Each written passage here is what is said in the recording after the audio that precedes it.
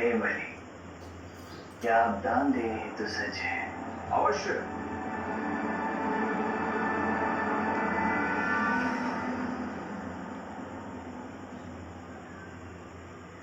मैं संकल्पबद्ध हूँ।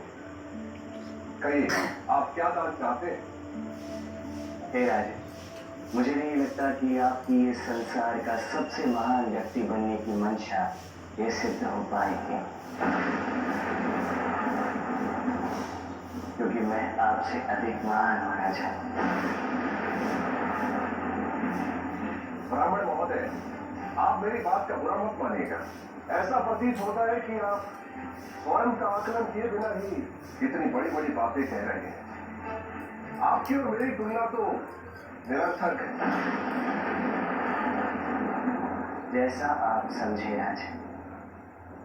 अब अपने वचन अनुसार क्या आप मुझे 3 पग की भूमि दान दे सकते हैं?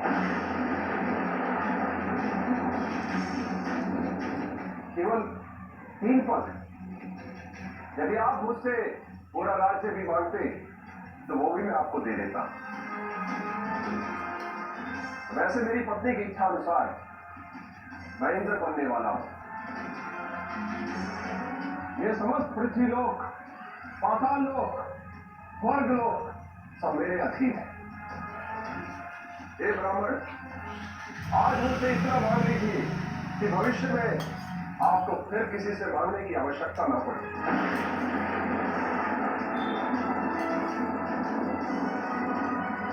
मुझे कह रहे मेरे स्वामी, मान देना मंदिर। मांगिए मांगिए। रुक जाओ बलि, ये दान मत दो।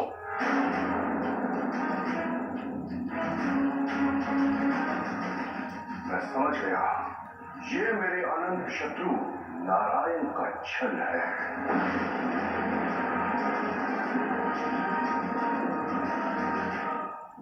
यदि ये नारायण है तो मैं प्रहलाद का पुत्र बलि हूं।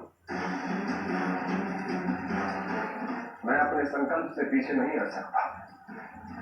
ये तुमने क्या अनर्थ कर दिया बलि? बिना सोचे समझे संकल्प ले लिया। हे गुरुदेव, अब जो भी हो, मुझे अपने संकल्प का वहन तो करना ही होगा। बलि मूर्ख है, मूर्ख! नारायण के छल में आ गया। मेरे सारे कर्मों पर पानी फेर दिया तूने, इसलिए मैं तुझे श्राप देता हूं।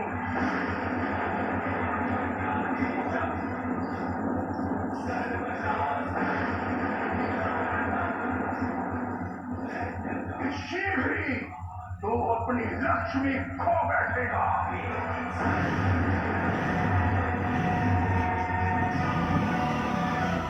गुरुदेव, गुरुदेव, मेरी बात सुनी।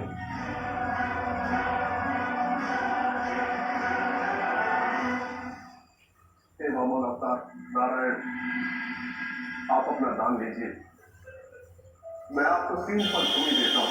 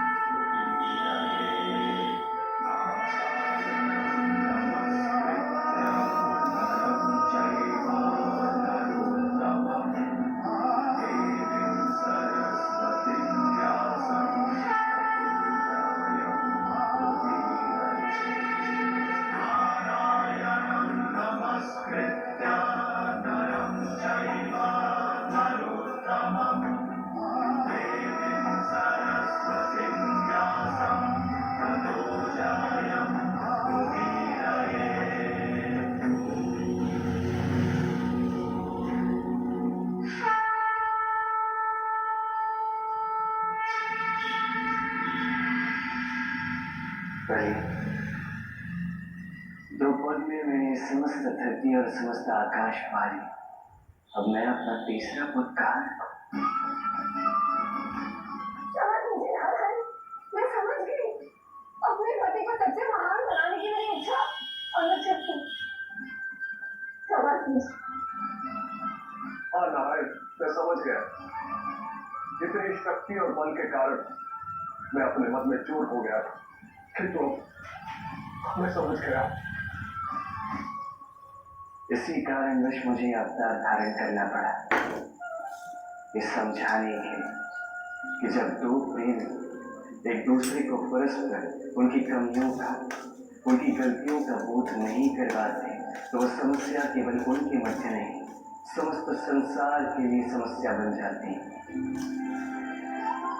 जब दो प्रेम एक दूसरे को महान बनाने की ओर अग्रसर होते हैं तो स्वयं की वास्तविकता से दूर चले जाते हैं। यही तुम्हारे पत्नी ने तुम्हारे साथ किया है। यही तुम दोनों की सबसे बड़ी भूल है। दो प्रेमियों को सदैव एक दूसरे को उनके वास्तविक रूप, उनकी मर्यादा में रखना चाहिए। ऐसे आसक्ति में आकर एक दूसरे को महान बनाने के लिए मिथ्या प्रयास ये न केवल अनुचित बल्कि अनर्थकारी भी सिद्ध हो सकते हैं।